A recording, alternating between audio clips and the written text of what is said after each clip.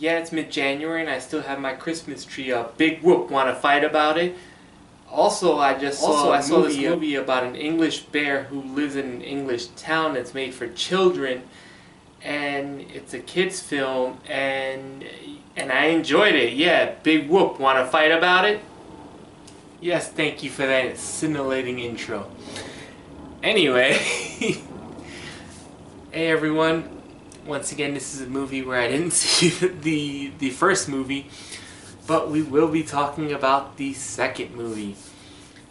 This is going to be the family film brought to us based on a book series in Britain called Paddington 2.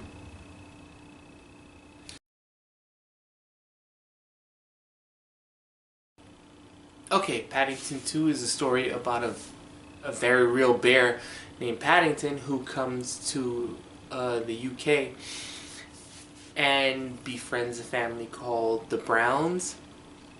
And part 2 is really the story about Paddington. He's already situated in England. The events of part 1 already happened, so he's kind of just there.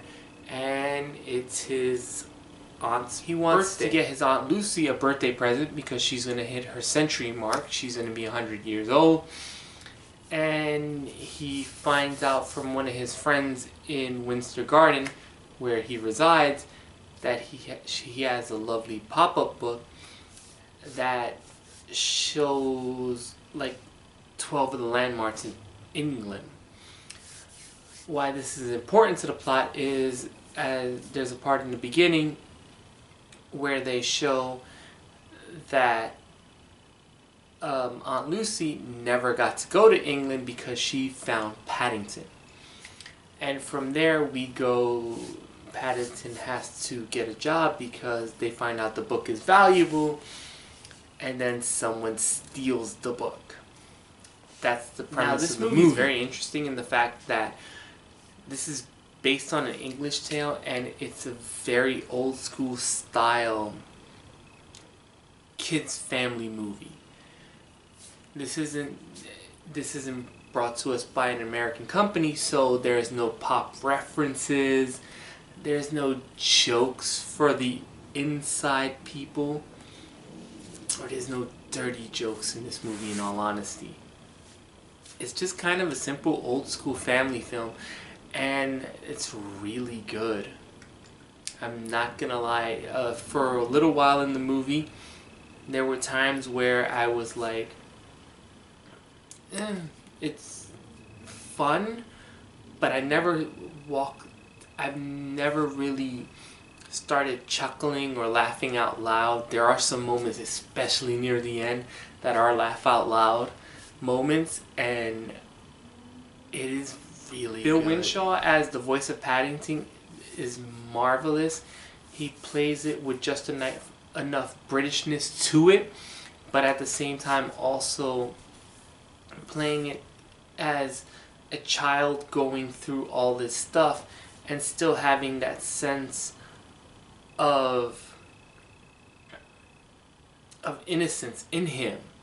And that's one of the things that Paddington does so well, the character and this movie, is portraying that these are people who still have innocent values. This is a bear who's been taught by his Aunt Lucy to do the simple things in life. You know, be good to other people and they'll be good to you. You know, always look for the bright side of people. All those things. And these are actually messages that really don't get conveyed in kids' movies nowadays because we're too busy trying to get them to buy things, sell things, or buy things, you know, catch up on the latest trends, try to appease kids. So I have to commend this movie on that part. I never felt like this could have been such an... If this was done by Illumination Entertainment, the people who do the Minions movies, I would expect it halfway through the movie where they would have literally said, oh, by the way, here's a Build-A-Bear workshop.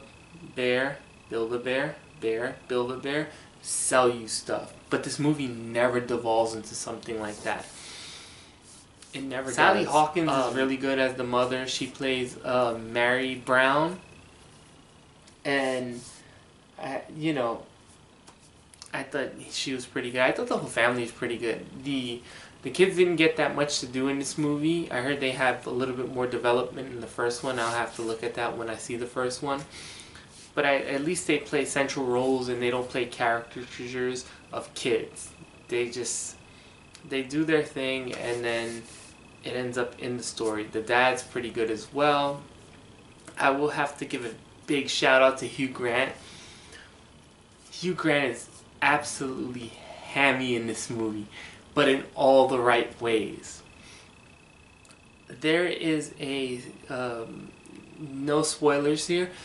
Hugh Grant plays a thespian who wants to do his one-man show, and that's how he got famous. And Hugh Grant absolutely kind of steals every scene he's in. And it makes me wonder, when the hell was the last time I see Hugh Grant in a really good movie? But he was really good in this movie. Playing his part, playing the actor who doesn't really like to act against other people. He likes to act against himself. So there'd be scenes where he has like moments of schizophrenia, where he'll just be like talking to himself in different voices, different tones, literally schizophrenia. He's doing everything you would expect from that. And I thought he was really good. I will say this about it. I was surprised how much I enjoyed not only the visuals, but the direction and just the scene-to-scene transitions this movie did. This movie's gorgeous to look at and absolutely walks this line. There's a scene early in the movie where the whole plot revolves about getting a pop-up book. And without getting too much into what actually happens, that scene is absolutely gorgeous, between the CGI of making the CGI characters look realistic, and between everything that, because you know you're going through a pop-up book, making everything in the pop-up book look like it's cardboard. And I don't know how they did it, but it is absolutely gorgeous, and you couldn't tell that this was done in, this is a probably composited thing, but it looks gorgeous. There's a really good plot about the jail scenes were really good. This is and I remember watching it in the theaters yesterday, going, "Wow, this is a really good jail scene. This isn't anything like the Minions 3, where I just thought the jail scenes were just like, making tired old jokes. This is actually pretty good, and without even trying to overblow it, there's a jailbreak scene that is shot so beautifully. It is probably the best jail scene I've seen since Shawshank Redemption, where there are characters who will be going through different levels and different floors, but they shoot it. It's kind of shot like Murder on the Orient Express from last year, from 2017, where it looks like you're seeing things in a perspective, whilst all at the same time seeing doors and walls and stuff. But this one actually does it better, because not only will you see people protruding through walls as if you're looking at it like it's a dollhouse and someone's playing with toys, but it will at times zoom into it and do tracking patterns. This movie's edited actually very wonderfully. Whoever's the editor for this movie did a really solid job. I will say this, the CGI on Paddington, I never felt he wasn't there. Like, at times I had to remind myself I was watching a fake bear. That's how good it was. And this movie has callbacks. I haven't seen this well callback. I can't even remember the there are moments in this movie where characters will explain something about themselves, and it seems like pointless, or it seems like, okay, that scene was supposed to get a joke and it really didn't work, or if it did, it wasn't that good. But then it comes back later in the movie. The best example is the father, who has, he's suffering through a midlife crisis at the beginning of the movie, and there's a scene that shows something he does, and it comes back at the end, and it's absolutely beautiful. Sally Hawkins' character, once again, has something that's a quirk about her, something she wants to do that is explained in the beginning and does come back at the end.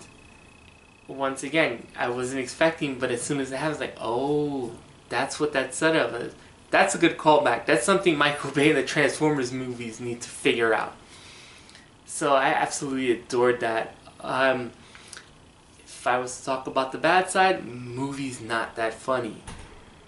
It's British humor. So you're not really gonna laugh out loud. It might even be seen childish, especially in this day and age, especially in this country. The story never really does any twists. Everything that you think is you can probably see everything that's gonna happen like at least 15 to 20 minutes before it happens. Things are set up just to happen for that reason. But if I was to detract that comment, it's not in a bad way. Things happen and you go, yeah, I kind of figured that out. You set it up before, you're not gonna, swerve me, especially in this kind of movie. So I kind of appreciate that. And this movie, above all else, is very charming. Like I said, you kind of have to go into this movie not expecting the type of kids movies we get nowadays.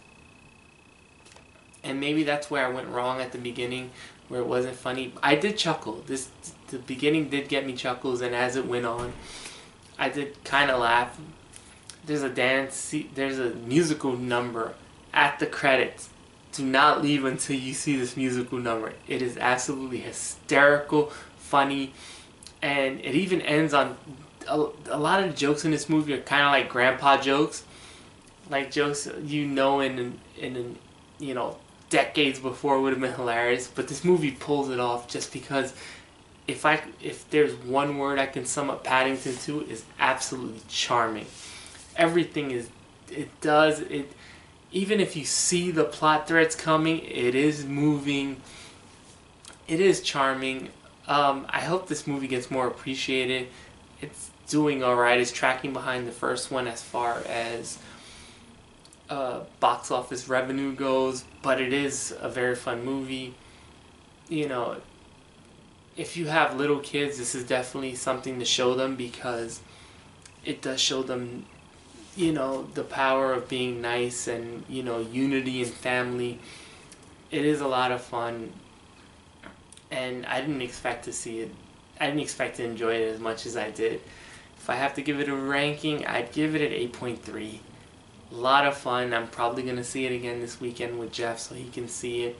It'll be funny to see it with someone like him who, we're literally coming off seeing Hostels, which sees Indian, Native Americans and Americans shooting and scalping each other, and we just saw 3 Insidious movies.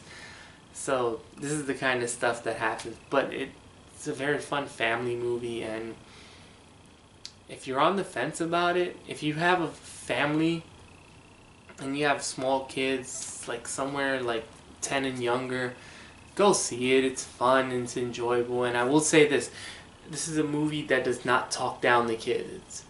I will highly recommend that.